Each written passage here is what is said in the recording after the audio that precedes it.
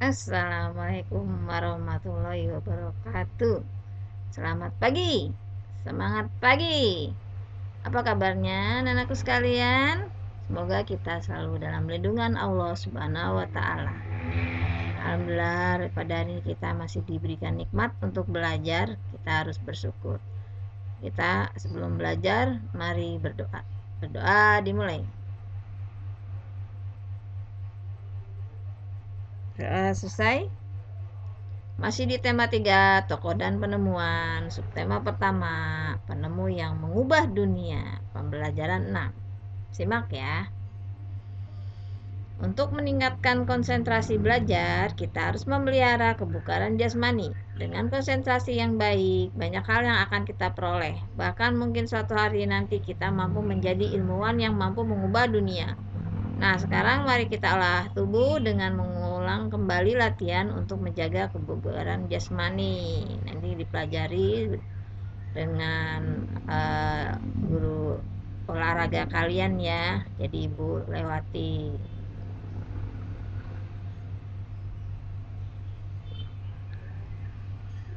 Bayangkan seandainya Tuhan tidak memberi karunia akal dan kecerdasan pada para penemu. Nah, sekarang kita akan berdiskusi untuk mengetahui penemu roda dan manfaat penemuannya tersebut bagi kehidupan warga dunia.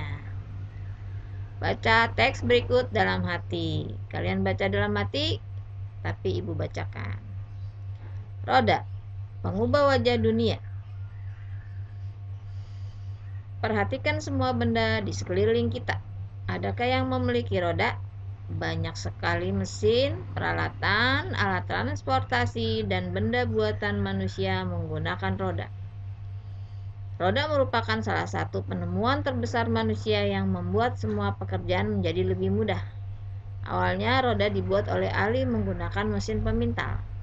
Peninggalan roda paling tua berasal dari Mesopotamia yang digunakan untuk kendaraan di sekitar tahun 3000 sebelum Masehi. Kemudian muncul juga di Tiongkok, Arab, Eropa, dan belahan dunia lainnya. Perkembangan roda dimulai dari bentuk sederhana berupa balok kayu yang digulingkan. Kemudian diubah menjadi potongan melintang balok kayu. Roda bundar utuh dengan pasak di tengahnya hingga roda berjari-jari. Bagian tengah roda kemudian juga diganti besi sehingga roda menjadi semakin kuat.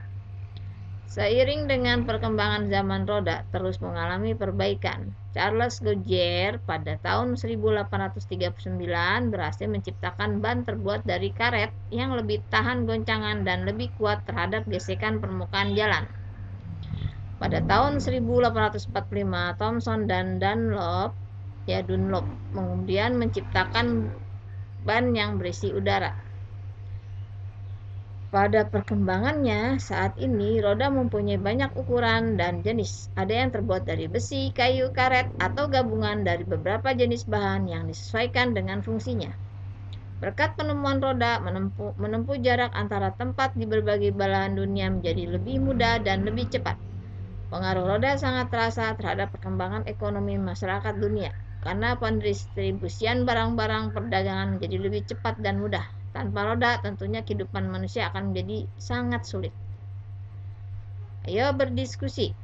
Diskusikan bersama teman tentang urutan peristiwa penemuan roda. Analisis garis waktu sejarah perkembangan roda berikut ini. Apakah telah sesuai dengan urutan yang terdapat di dalam bacaan? Ya, gelondongan sebelum 3000 sebelum Masehi. Gelondongan kayu yang digulirkan untuk memindahkan barang. Kemudian di 3000 sebelum Masehi. Ini yang kurang dari 3000 Masehi ya. Ini yang 3000 Masehi untuk memintal kain. Kemudian di 1500 sebelum Masehi, roda kayu dengan sumbu as. Sudah Masehi, roda kayu dengan jeruji. Tahun 1839 sampai sekarang, ban karet berisi udara. Apakah teks tersebut termasuk ke dalam jenis teks eksplanasi ilmiah? Berikan alasannya. Baca kembali teks tersebut dengan teliti. Tuliskan informasi penting dalam setiap paragraf pada diagram berikut. Paragraf 1, topik masalahnya apa? Ya. Sampai paragraf 4, kesimpulan dan pesan pendapat pribadi penulis. Bagaimana tanggung jawab para penemu tersebut sehubungan dengan penemuannya? Apakah mereka bertanggung jawab atas hak yang telah mereka dapatkan? Ayo kita temukan jawabannya. Baca kembali arti hak dan kewajiban yang telah kamu pelajari pada hari sebelumnya. Diskusikan pertanyaan-pertanyaan berikut bersama teman. 1. Sebutkan beberapa macam hak yang dimiliki oleh para penemu tersebut. Tulis. 2. Apakah mereka telah mendapatkan haknya? Tulis. 3. Apa manfaat hak tersebut bagi mereka? 4. Apakah mereka telah bertanggung jawab terhadap hak yang telah mereka dapatkan? Jelaskan dan berikan contoh. Presentasikan hasil diskusi kepada kelompok lain. Lengkapi jawabanmu berdasarkan masukan mereka. Baca dengan teliti cerita pendek berikut. Hak dan tanggung jawab. Ani adalah putra bapak dan ibu Yakob. Pak Yakob menyekolahkan Ani di sebuah sekolah yang cukup ternama di desanya. Pak Yakob memenuhi semua kebutuhan sekolah Ani, seperti buku-buku, seragam sekolah, serta peralatan lainnya. Bu Yakob juga selalu membuat bekal makanan sehat untuk Ani di sekolah. Ani sangat bersyukur dengan perhatian ayah dan ibunya. Ia selalu mematuhi nasihat ayah ibu. Ani juga rajin bersekolah, rajin belajar dan mengerjakan tugas sekolah tanpa perlu diingatkan. Ani kemudian selalu naik kelas dengan nilai yang memuaskan. Bapak dan Ibu Yakob sangat bangga dengan Ani. Jawab pertanyaan berikut berdasarkan cerita tersebut. 1. Sebutkan hak Ani dalam cerita tersebut. 2. Apakah Ani telah mendapatkan haknya? Jelaskan dan berikan contoh. 3. Apa manfaat hak tersebut bagi masa depan Ani? 4. Apakah Ani telah bertanggung jawab terhadap hak yang telah ia dapatkan? Jelaskan dan berikan contoh. 5. Apa yang terjadi jika Ani tidak bertanggung jawab terhadap haknya? Jelaskan dan berikan contoh. Diskusikan dan tuliskan jawabanmu pada diagram berikut. Hak Ani, dampak jika bertanggung jawab pada kewajibannya. Manfaat kewajibannya, dampak jika tidak bertanggung jawab pada kewajibannya. Bandingkan jawabanmu dengan jawaban teman yang lain. Lengkapi jawabanmu hingga mendapatkan jawaban yang paling tepat. Bagaimana dengan dirimu sendiri? Apakah kamu telah bertanggung jawab terhadap hak-hak yang telah kamu dapatkan? Nah, sekarang saatnya untuk merenung dan memperbaiki diri. Tuliskan pengalaman dirimu dalam menggunakan hak yang telah kamu dapatkan. Tulis dalam diagram berikut. Namanya siapa? Hak dan tanggung jawab di rumah dan di sekolah. Kewajibanku apa saja? Dampak jika tidak bertanggung jawab, bagaimana? Manfaat kewajiban apa? Dampak jika tidak bertanggung jawab bagaimana?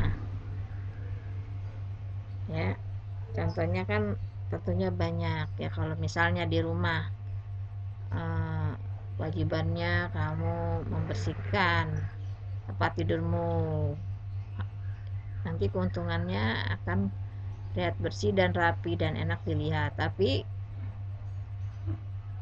ketidakuntungannya akan tidak rapi, tidak enak dilihat dan berantakan juga,